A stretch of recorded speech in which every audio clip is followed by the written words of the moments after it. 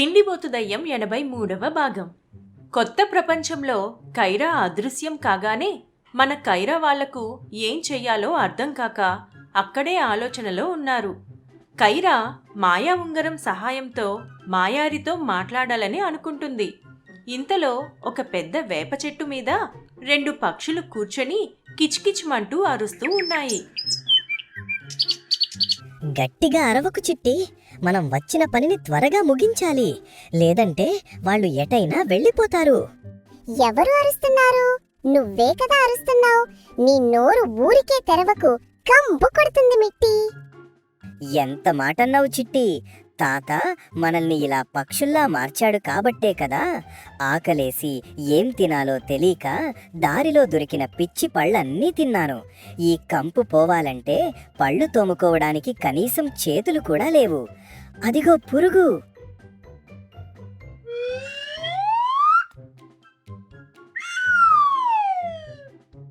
చిచ్చి మిట్టి, నువ్వు నిజంగా పక్షిలా మారిపోతున్నావా? నాకు కూడా కడుపులో ఏదోలా ఉంది. అయితే ఇప్పుడు నేను కూడా పురుగులు తినాలి అంటావా? అదిగో వాళ్ళు వెళ్ళిపోతున్నారు. గోస్ట్ హంటర్ తాతయ్య చెప్పాడు కదా, ఈ లెటర్ కైరా చేతికి చేరితేనే మన మిషన్ పూర్తవుతుంది, లేదంటే మనల్ని ఇంకా మనుషుల్లా మార్చనన్నాడు. పద వెళ్దాం. సరే, కానీ మనం ఇలా కూతలు వేస్తూ ఎగిరితే వాళ్ళు మనల్ని నిజంగానే పక్షులననుకుంటారా? అదే కదా ప్లాన్. వెళ్ళి ఆ లేఖని కైరా దగ్గర పడేసి ఎగిరిపోదాం. మనం ఎవ్వరూ గెస్ చెయ్యలేరు. అలా మాట్లాడుకుంటూ ఆ 2 పక్షులు కైరా వాళ్ల దగ్గరకు వచ్చాయి. లెటర్ని కైరా చేతిలోకి వేసేసి అక్కడి నుండి ఎగిరిపోయాయి.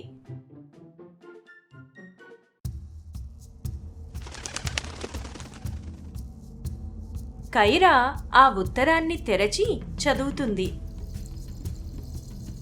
నా పేరు విశ్వేశ్వర, కైరా వాళ్ళ తాతయ్యను. మ్యాజిక్ రింగ్ గురించి, మీరు ఇక్కడకు రావడం గురించి అన్నీ నాకు తెలుసు. మీరు నన్ను కలవడానికి ఎక్కడికి రావాలో, ఎలా రావాలో ఇందులో నీకు మ్యాప్ డైరెక్షన్ చూపిస్తుంది. నన్ను కలవడానికి మీరు మానవ రూపంలో నా దగ్గరకు రావాలి.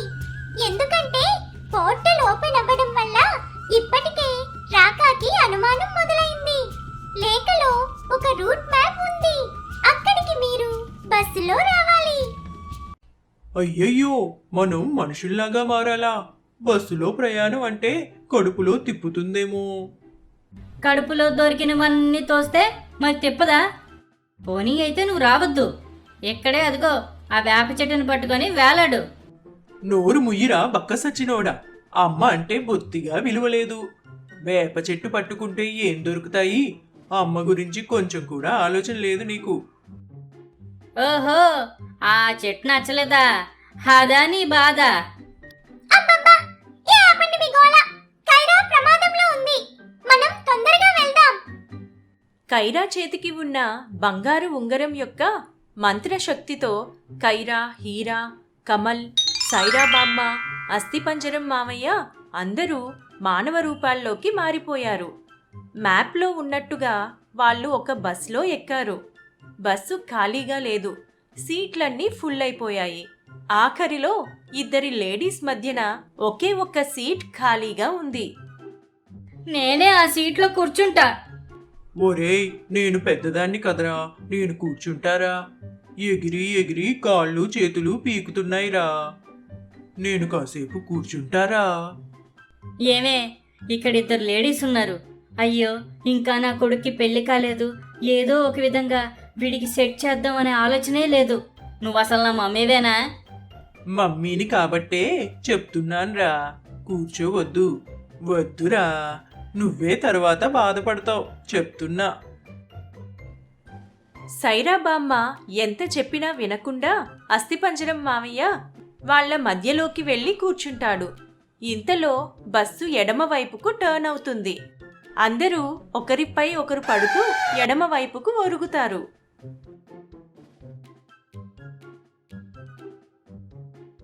ఏయ్, ఏంటి నా మీద పడుతున్నావు? సరిగ్గా కూర్చోలేవా?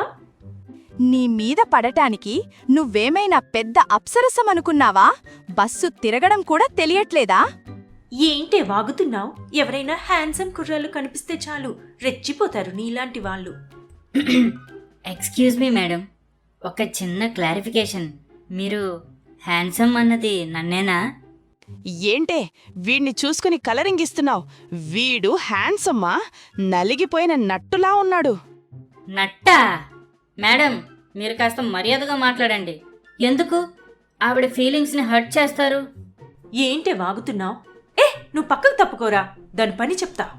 రానా? ఎందుకులేండి గొడవ, ఊరుకోండి. అలాంటి వాళ్ళతో మనకెందుకు? ఏంట్రా ఊరుకునేది? ఫస్ట్ నిన్ను తన్నాలి. నువ్వు తంతే నేను చూస్తూ ఊరుకుంటానా? నేను తంతాను. అయ్యో, నేను వీళ్ళ మధ్య ఇరుక్కున్నానేంటి?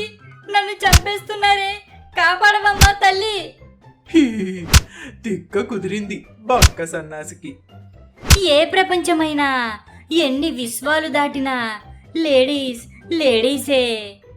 బలరాం గారు, మనం దిగాల్సిన స్టాప్ వచ్చేసింది. అలా లేడీస్ మధ్యన ఇరుక్కుపోయిన అస్థిపంజరం మావయ్యను హీరా ఇంకా కమల్ చెరొక వైపు పట్టుకొని గట్టిగా లాగుతారు. వాళ్ళు బస్ దిగాక మ్యాప్ వాళ్ళని కొంచెం ముందుకు తీసుకుని వెళ్తుంది. అక్కడ ఒకే ఒక చిన్న ఇల్లు ఉంటుంది.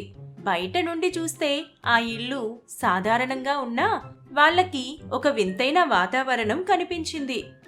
వాళ్ళు లోపలికి అడుగు పెట్టగానే ఆ రెండు పక్షులు చిట్టి మరియు మిట్టి ఇప్పుడు మానవ రూపాల్లోకి మారిపోయి కైరా వాళ్లను స్వాగతించారు. స్వాగతం. మీరు లేట్ చేయకుండా తొందరగా వచ్చినందుకు చాలా థ్యాంక్స్. లేదంటే తాత మమ్మల్ని మళ్ళీ ఏ రూపంలోకి మార్చేవాడో.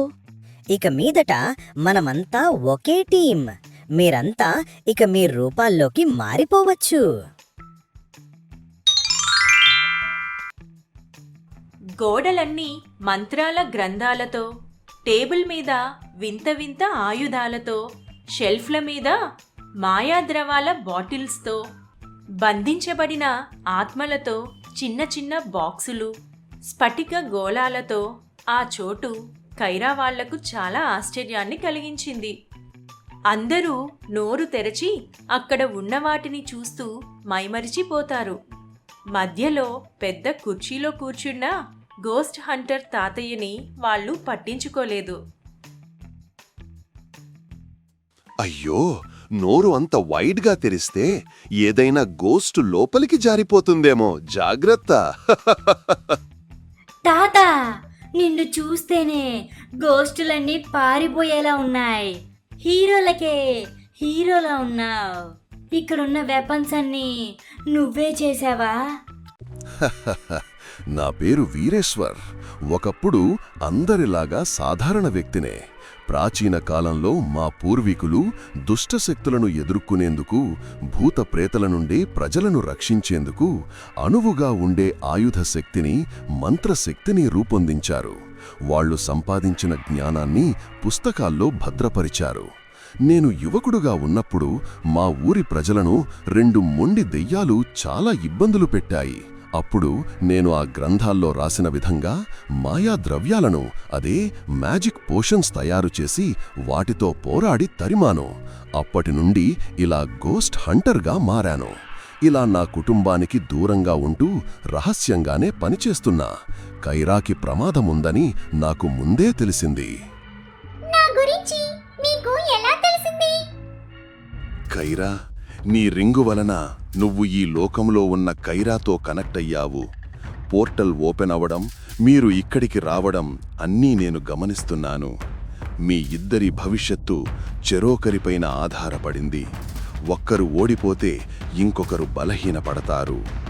అయ్యో వీర్ తాత, మరి మనం కైరాని ఎలా కాపాడాలి? అసలు తనని ఎవరు ఎత్తుకెళ్ళిపోయారు?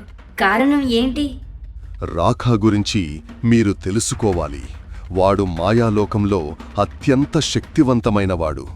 అతని లక్ష్యం ఒకటే, విశిష్ట రాశిలో పుట్టిన అమ్మాయి రక్తం పొందడం. మా కైరా పుట్టినప్పుడే జ్యోతిష్యులు తన రాశి గొప్పతనం గురించి చెప్పారు, దానివల్ల ఎదురయ్యే ప్రమాదాల గురించి కూడా. కాని ఆ రోజు ఇంత తొందరగా వస్తుందని అనుకోలేదు. అయినా నేను వీటన్నిటికీ సిద్ధంగానే ఉన్నాను. ఇవన్నీ వింటుంటే కాస్త గాబరాగా ఉంది సార్. నా సామాన్లన్నీ ఎటు పోకుండా కాస్త టైట్గా ప్యాక్ చేసుకోవాలి. కైరా, నీ దగ్గర ఉన్న రింగ్ చిన్నది కాదు, అది దివ్య వలయం. ఎన్నో యుగాల క్రితం రాఖా దానిని చేజిక్కించుకోవాలని ప్రయత్నించాడు. కాని ఆ రింగ్ ధర్మబలమున్న వారి దగ్గరకే చేరుతుంది. ఇప్పుడది నీ దగ్గరికి రావడం ఒక సంకేతం. రాఖా ఇప్పటికే మల్టీవర్స్ పోర్టల్స్ ఓపెన్ అవ్వడం గమనించి ఉంటాడు. నేను డైరెక్ట్గా మిమ్మల్ని కలవడానికి రాకపోవడానికి కారణం రాఖా నన్ను గుర్తిస్తాడు. వాడు ఏర్పాటు చేసిన వాడి అనుచరుల నిఘా అంతటా ఉంది. అందుకే మిమ్మల్ని మానవ రూపంలో ఇక్కడికి రప్పించాను. ఈ ఇంటి చుట్టూ భద్రత వలయాన్ని అమర్చాను. ఇక్కడ జరిగేది ఏదీ చీకటి ప్రపంచానికి తెలియదు. అసలు ఏంటి ఇంత లెక్చర్ ఇస్తున్నాడు?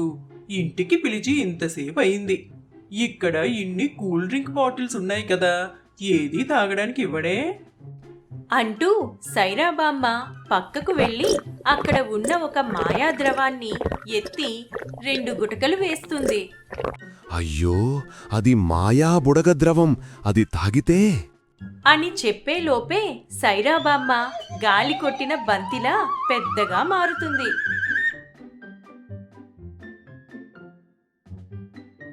అయ్యయ్యో, ఓ తాతయ్యో, నన్ను కిందకి దింపవయ్యో. ఏంటి అమ్మమ్మ, వీర్ తాత నీకు తాతయ్యేనా? ఓరేయ్, ఇప్పుడు వరసలతో పనే ఉందిరా. నన్ను కిందకు లాగండిరా, కళ్ళు తిరుగుతున్నాయి. ఏది పడితే అది తాగితే కళ్ళు తిరక్క స్టడీగా ఉంటావా? చేతికి దొరికిన బాటిల్ పైకి లేపితే ఇదిగో ఇలానే ఉంటది. కంగారు పడాల్సిన అవసరం లేదు. నిమిషంలో కిందకు వస్తుంది. ముందు మీరు ఇక్కడున్న ఆయుధాల గురించి, మాయా ద్రవాల గురించి తెలుసుకోవాలి.